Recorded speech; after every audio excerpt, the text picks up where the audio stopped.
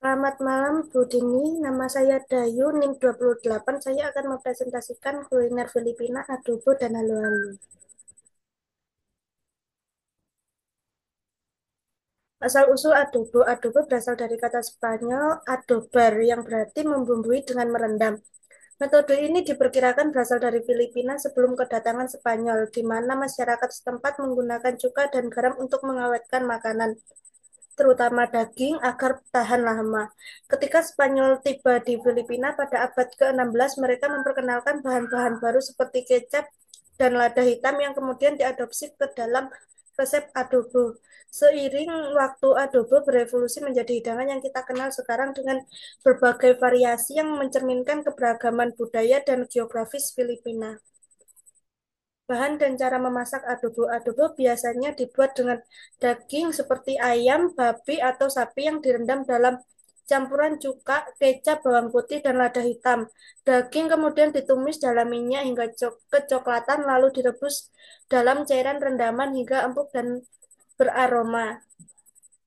Variasi adobo di Filipina ada yang pertama adobo putih atau versi adobo yang menggunakan cuka tanpa kecap yang dianggap sebagai rasa adobo yang asli.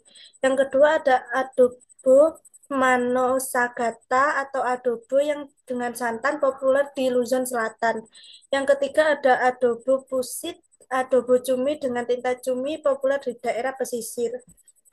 Yang selanjutnya ada halo-halo, asal-usul halo-halo yang berarti campur-campur. Dalam bahasa Tagalog adalah hidangan penutup Filipina yang populer dan menyegarkan. Asal-usul halo-halo tidak sepenuhnya jelas, tetapi diperkirakan berasal dari zaman kolonial Spanyol di Filipina.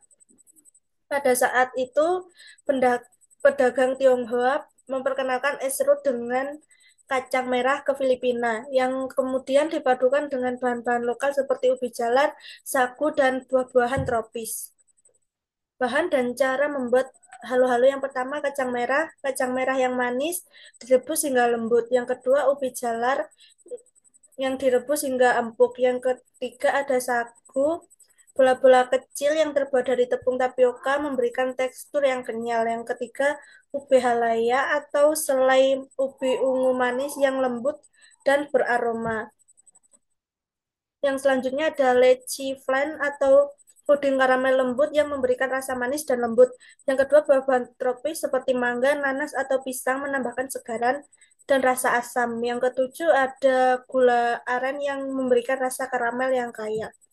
Selanjutnya, variasi halu-halu di Filipina. Yang pertama ada halo-halo saube. Halo-halo dengan ubi halaya sebagai topping utama memberikan rasa ubi ungu yang khas. Yang kedua ada halo-halo leci flan. Halo-halo dengan topping leci flan yang lembut dan manis.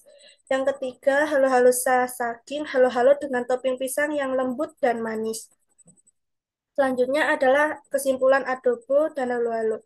Adobo adalah hidangan yang kaya rasa dan sejarah yang mencerminkan keberagaman budaya dan kuliner di Filipina.